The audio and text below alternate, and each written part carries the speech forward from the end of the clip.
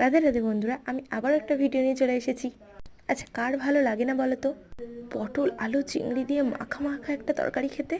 সেই রকম আমারও খুব সুন্দর লেগেছিল। একটা বড় চিংড়িও পড়েছিল, তারপর দিয়ে গিয়েছিল মাছ। সেটাও অসাধারণ ছিল, হাত দিতেই গলে যাচ্ছিল, দেখতেই পাচ্ছ। এবার বলি, এটা আমি কোথায় গিয়ে খেয়েছি? সেই আমার বাবার মামার বাড়িতে গিয়ে। সেখানে পুজো হচ্ছিল, রাজরাজেশ্বরী পূজা। সেই পুজোতেই আমি প্রায় 1 সপ্তাহ মতন থেকে এসেছি আমার বাবার মামার বাড়িতে।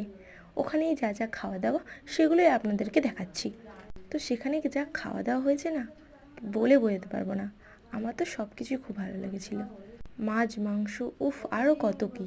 রোজ রোজ মাছ খেয়ে খেয়ে আর পারছিলাম না। প্রায় 1 সপ্তাহ মতন মাছ খেয়েই চলে গেছে আমার। রুই কাতলা কত কী খেয়েছি। আর মাংসর তরকারিটা সেই করে আমার কাকি। কাকির হাতের রান্না খেলে না মন ভুলে যাবে। অসাধারণ তরকারি করে। শেষ পাতে চাটনি, পাঁপড় আর একটা মিষ্টি। খাই না, বাট নিতেও ছাড়বো না।